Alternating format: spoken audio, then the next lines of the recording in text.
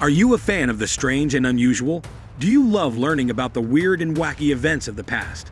If so, then you won't want to miss this video. We've scoured the annals of history to bring you 10 of the weirdest facts about the past that you've ever heard. From ancient rituals and superstitions to bizarre medical treatments and strange cultural beliefs, these facts will have you scratching your head in disbelief. So join us as we take a journey through the weird and wonderful world of history. You won't be disappointed.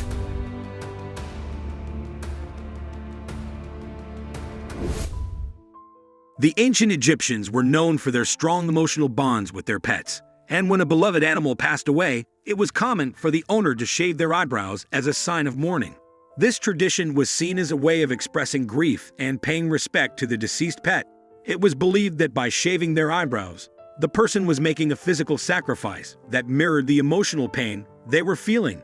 Pets played an important role in ancient Egyptian society, and they were often seen as an extension of the family. Cats, in particular, were highly revered and were often depicted in art and literature. Dogs, birds, and even monkeys were also kept as pets. In fact, the love for pets in ancient Egypt was so strong that it was not uncommon for wealthy individuals to have their pets mummified and buried alongside them in their tombs.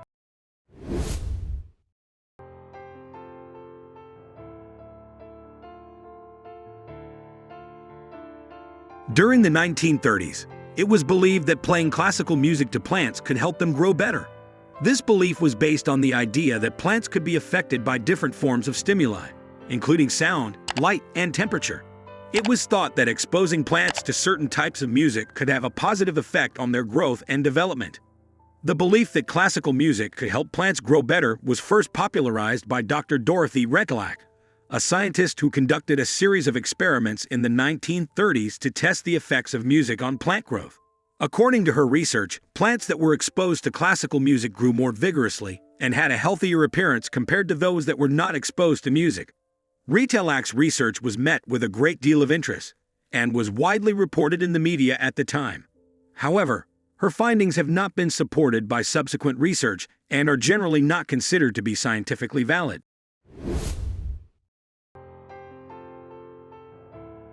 The ancient Greeks were known for their contributions to science, philosophy, and art, and their views on the human body and the soul were no exception. According to the ancient Greeks, the heart was considered to be the seat of the soul, rather than the brain. This belief was rooted in the fact that the heart was seen as the most vital organ in the body and was believed to be the source of emotion, intellect, and even morality. In contrast, the brain was seen as a relatively unimportant organ, and it was believed to be primarily responsible for cooling the blood. It was not until the work of the ancient Greek physician Galen in the 2nd century AD that the importance of the brain as the center of cognitive function began to be recognized. While the ancient Greeks' belief that the heart was the seat of the soul may seem primitive to us today, it was a widely held belief in their time and played a significant role in shaping their understanding of the human body and the soul.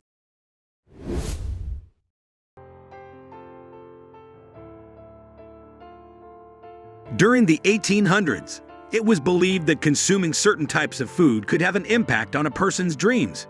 In particular, it was thought that eating too much cheese could cause nightmares. The belief that cheese could cause nightmares was based on the idea that certain types of food, particularly those that were heavy, rich, or fatty, could cause disruptions in a person's sleep.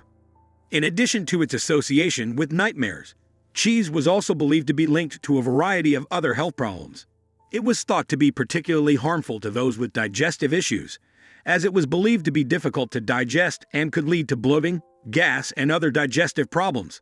Overall, the belief that cheese could cause nightmares was a common belief during the 1800s.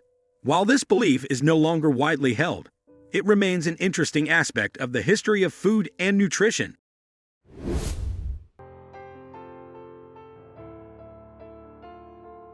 During the 1700s, it was believed that worms could cause a variety of health problems in children, including stomach pain, malnutrition, and even death. As a result, people used a variety of methods to try to cure children of worms, including the use of herbal remedies, purging, and other treatments. One treatment that was commonly used during the 1700s was the practice of soaking a child's feet in a mixture of honey and butter. This treatment was believed to be effective at killing worms and eliminating them from the body. It was thought that the honey and butter mixture would create an environment that was inhospitable to the worms, causing them to die off. The practice of soaking a child's feet in honey and butter was relatively simple. The child's feet were first cleaned and dried, and then a mixture of honey and butter was applied to the feet. The child's feet were then wrapped in a cloth or bandage and left to soak for a period of time, usually several hours or overnight.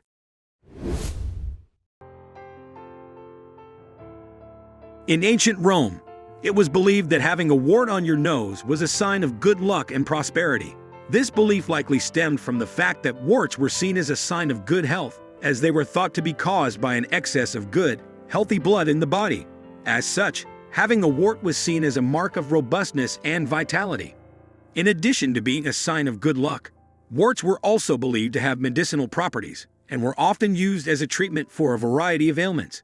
They were believed to be able to cure everything from a headache to a toothache, and were even used as a means of preventing pregnancy. While it may seem strange to us today, the belief that warts were a sign of good luck and had medicinal properties was quite widespread in ancient Rome, and it was not uncommon for people to actively seek out warts in order to take advantage of their perceived benefits.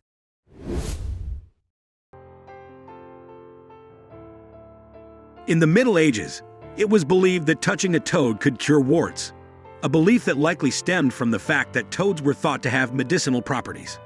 This belief was rooted in the idea that toads were associated with the supernatural and were believed to be able to cure a variety of ailments. Toads were thought to have special powers and were often associated with witchcraft and magic. As such, they were often used in various forms of folk medicine, and it was believed that touching a toad could cure warts, as well as other skin conditions, such as scabies and eczema. While the belief that touching a toad could cure warts may seem strange to us today, it was a widely held belief in the Middle Ages and was considered to be a common form of treatment for warts. However, it is important to note that there is no scientific evidence to support the effectiveness of this treatment, and it is not recommended as a means of curing warts or any other medical condition.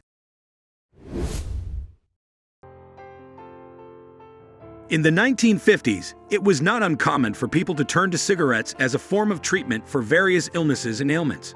At the time, smoking was considered fashionable and socially acceptable, and it was not uncommon for people to use cigarettes as a way to relax or to ease stress. In fact, many people believed that smoking could have positive health benefits, including helping to relieve cold and flu symptoms, reducing the risk of heart disease, and even helping to prevent tooth decay. Cigarette companies exploited these beliefs by marketing their products as a way to improve health and well-being. However, we now know that smoking can have serious negative effects on health, including increasing the risk of heart disease, lung cancer, and other serious conditions. It is important to remember that cigarettes are not a safe or effective form of treatment for any illness or condition. During the 16th century, people believed that bad air or contaminated air could cause a variety of diseases. As a result, it was common for people to carry around small balls of perfume called pomanders to protect themselves from the bad air. These pomanders were made from a combination of flowers and spices, and were believed to have a pleasant aroma that would help to mask the unpleasant odors of the bad air. Pomanders were often carried in a small container or hung around the neck, and were popular among both men and women. In addition to their supposed protective properties, pomanders were also believed to have medicinal and therapeutic benefits. They were often used to treat a variety of ailments, including headaches, colds, and even depression. In the early 1900s, radium was seen as a miracle substance and was believed to have a wide range of medicinal properties. It was often added to various products, including water, and was marketed as a cure-all for a variety of ailments. At the time, radium was seen as a highly effective treatment for everything from cancer to arthritis to insomnia. It was even added to toothpaste and other personal care products, and many people believed that it could help to improve their health and well-being. However, we now know that radium is highly toxic and can have serious negative effects on health. Exposure to high levels of radium can cause a range of health problems, including anemia, bone cancer, and other serious conditions. It is important to remember that radium is not a safe or effective form of treatment for any illness or condition.